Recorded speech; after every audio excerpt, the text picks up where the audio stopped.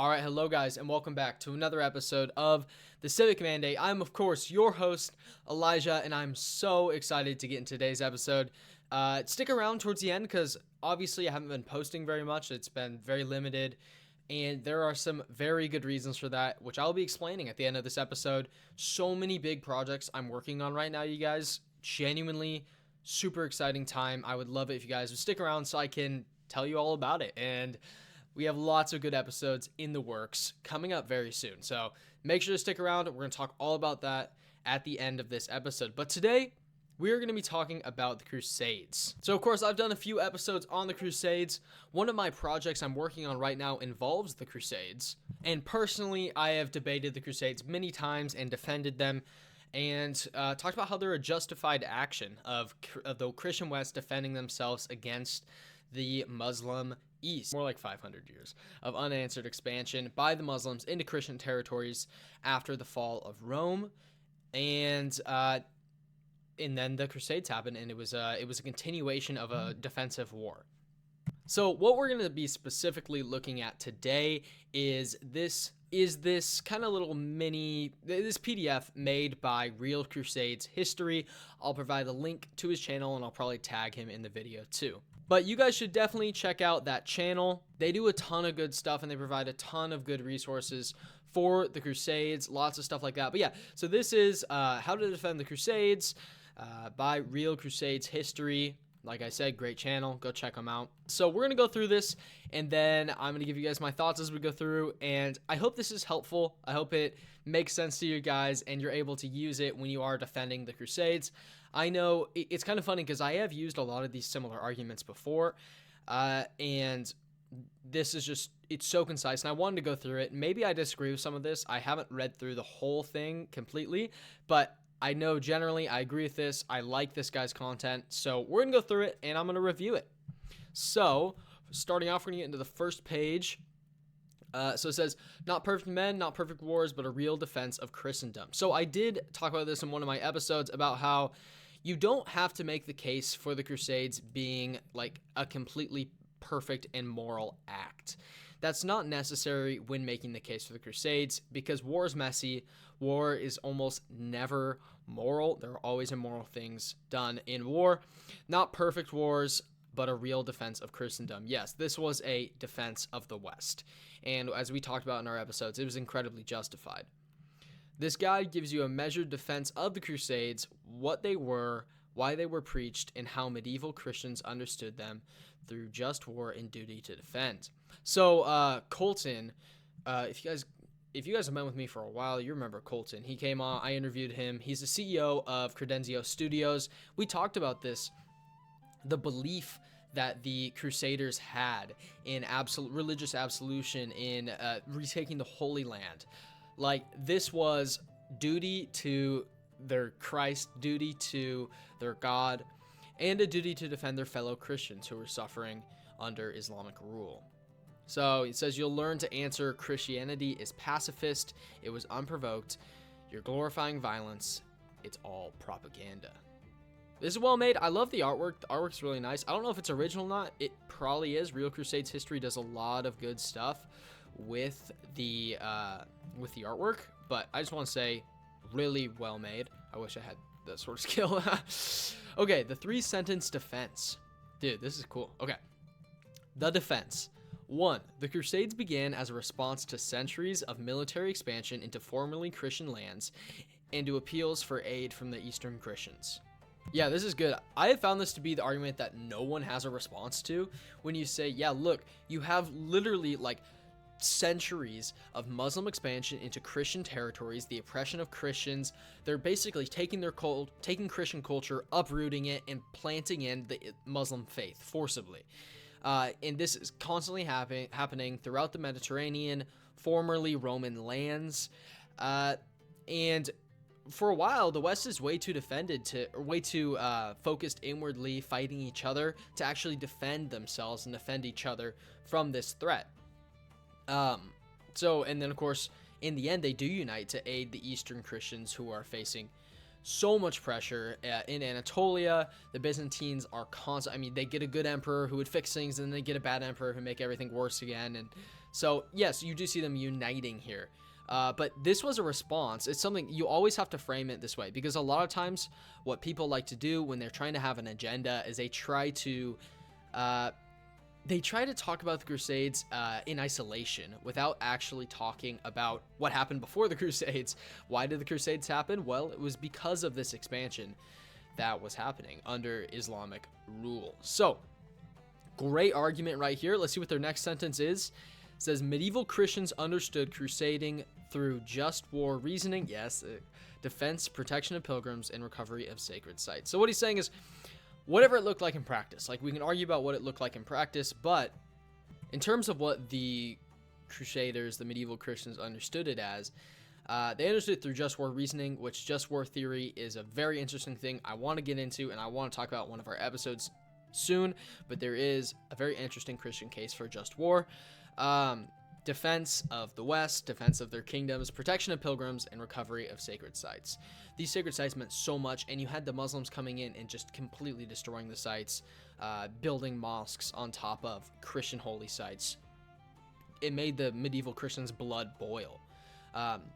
That's how they understood the Crusades.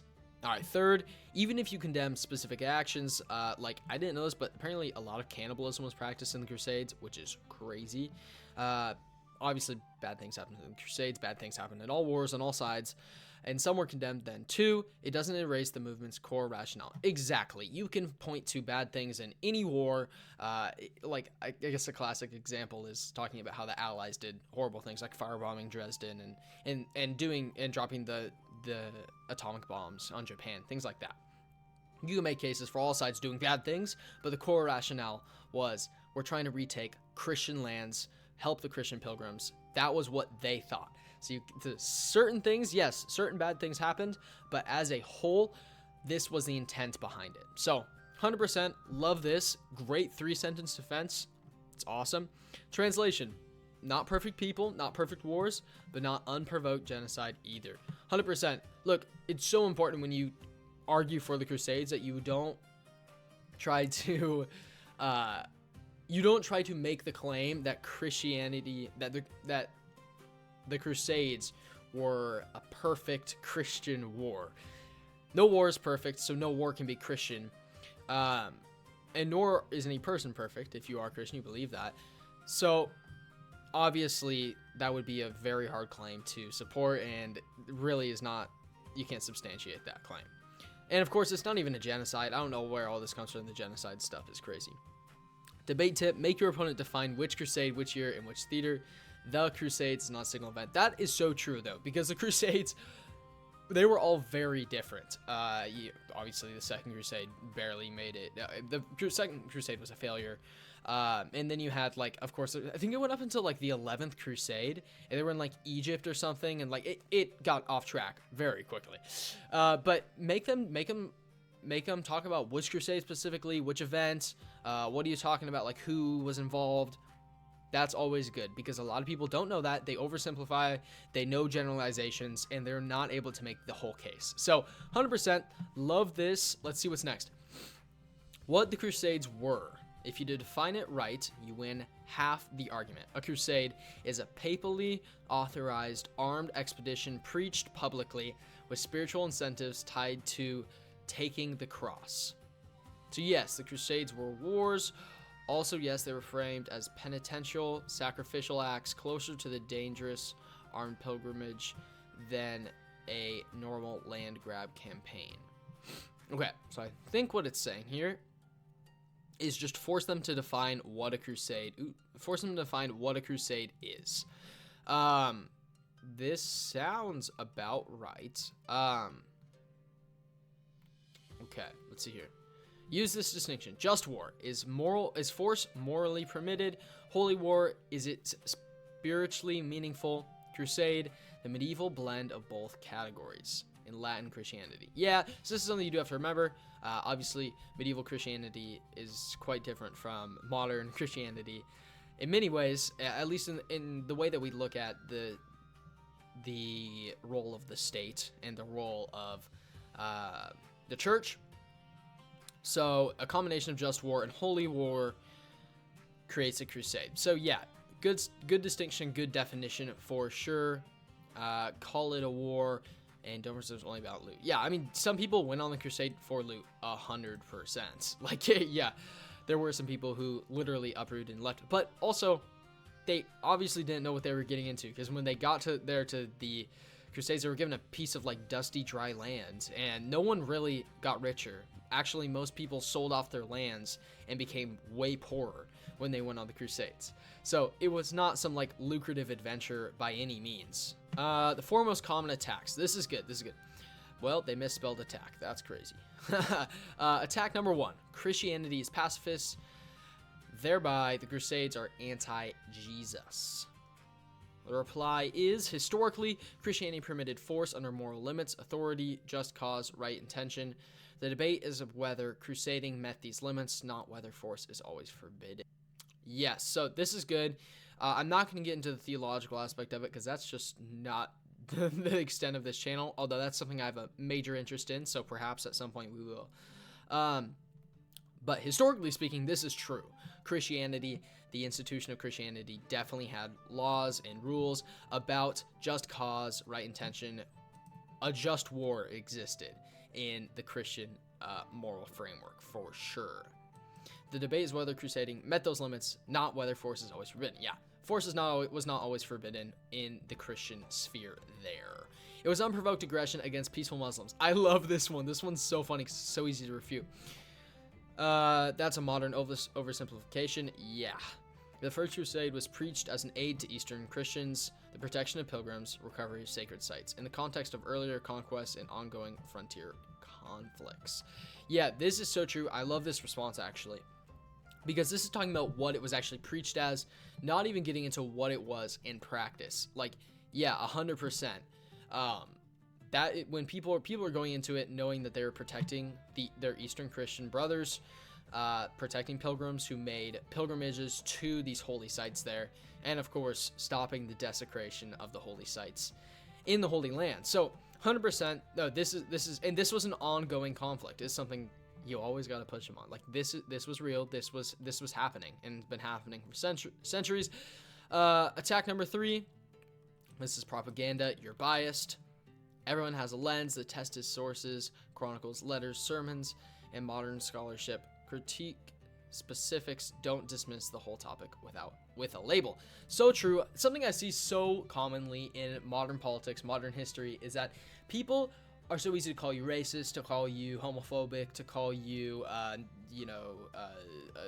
German from the 1930s. I don't know if I'm allowed to say that word on YouTube.